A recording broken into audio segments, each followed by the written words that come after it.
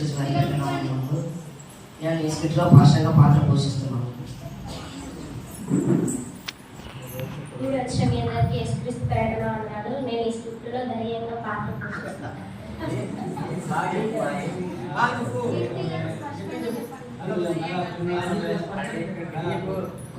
మీ అందరికీ యేసుక్రీస్తు పేరట వందనాలు. నేను ఈ స్క్రిప్ట్లో ధైర్యంగా యాక్ట్ చేస్తున్నాను.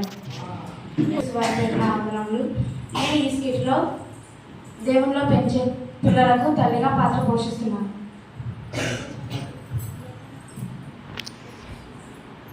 కూడి వచ్చిన మీ అందరికీ ప్రభువైన యేసుక్రీస్తు వారి పేరట వందనాలు. నేను ఈ స్క్రిప్ట్లో దేవునిలో పెంచే పిల్లలకి తల్లిగా పాత్ర పోషిస్తున్నాను.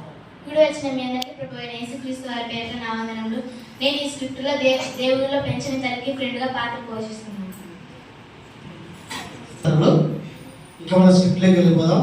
ముందుగా పాస్టర్ గారు స్క్రిప్ట్ ప్రారంభమవుతుంది. పాస్టర్ గారు రాజకుమార్ గారు ప్రార్థన చేస్తారు. వాక్యపరిచయం ఉంటుంది.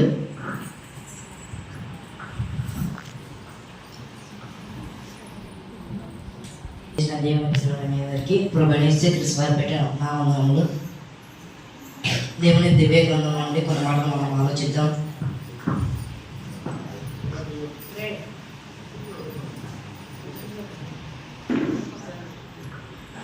దేవుడు చిన్ననాటి నుండి ఆయన కోసం బతకాలని దేవుడు కోరుకున్నాడు. అయితే సాతాను చిన్ననాటి నుండి చెడగొట్టడం మొదలుపెట్టింది. సాతాను చిన్ననాటి నుండి పిల్లలను ఎలా చెడగొట్టడం మొదలుపెట్టిందంటే చిన్ననాటి నుండి సెల్ ఫోన్ అని టీవీలని వివిధ రకాలుగా చెడగొట్టడం మొదలుపెట్టింది. అలాగే యూత్ను కూడా మందు సిగరెట్లు మత్తు పదార్థాలకు బానిసలుగా చేసింది. అయితే దేవుడు ఎలా ఉండమని కోరుకున్నాడు మనం దేవుని మాటను చూడగలిగితే ద్వితీయోపదేశ కాండము 6వ అధ్యాయం 6వ వచనం 7వ వచనం. ద్వితీయోపదేశ కాండము 6వ అధ్యాయం 6వ వచనం 7వ వచనం. నేడు నేను నీకు ఆజ్ఞాపించి ఈ మాటలు నీ హృదయంలో ఉండవలను. నీవు నీ కుమారులకు వాటిని అభ్యసింపజేసి నీట కూర్చున్నప్పుడును త్రోవ నడిచినప్పుడును పడుకున్నప్పుడును లేచినప్పుడును వాటిని కూర్చో మాటలాడేవారు. దేవుడు మనకి ఏమేమి మాటలు ఆజ్ఞాపించాడో అవి మన హృదయంలో ఉండాలి. నీవు నీ కుమారులకు వాటిని అభ్యసింపజేసి అనగా తల్లిదండ్రులైన వారు తమ పిల్లలకు ఈ మాటను నేర్పించాలి. నీట కూర్చున్నప్పుడును త్రోవ నడిచినప్పుడును పడుకున్నప్పుడును లేచినప్పుడును దేవుని గురించి మాటలాడాలని ఇలా దేవుడు కోరుకున్నాడు. అయితే సాతాను కూడా చిన్ననాటి నుండి చెడగొట్టడం మొదలుపెట్టింది. వీరందరూ ఇప్పుడు కూర్చొని దేవుని వాక్యం వింటున్నారు. మీ దగ్గర దేవుడు ఉన్నాడు, సాతాను దెయ్యం కూడా ఉంది. సాతాను ఎలా ఉందని మనం చూడగలిగితే దేవుని వాక్యం వింటుంటే డిస్టర్బ్ చేసింది. అలాగే ఇంటి దగ్గర నుండి మొబైల్ అని ఫోన్ అని తల్లి కానీ తండ్రి కానీ ఫోన్ చేస్తాడు. అలాగే ఈరోజు ఆదివారం కదా సంఘానికి ఎందుకొని వచ్చాము, మీ ఫ్రెండ్స్తో కలిసి సినిమాలకు వెళ్ళొచ్చు కదా, షికారికి వెళ్ళొచ్చు కానీ అని చెడగొడుతుంది. మనం దేవునిలో నుండి దేవుని వాక్యం పరిశీలిస్తే మార్కు సువార్త 4వ అధ్యాయం 24వ వచనం.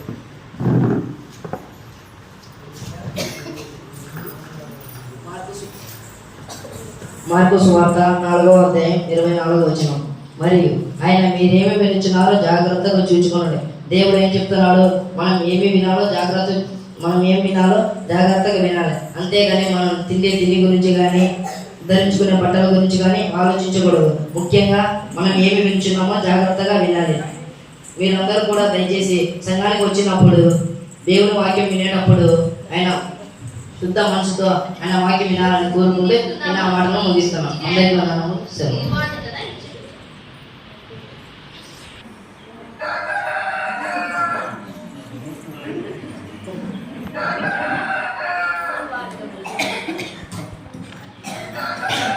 పండు రుచి లేవన్నా తెల్లారిపోయింది.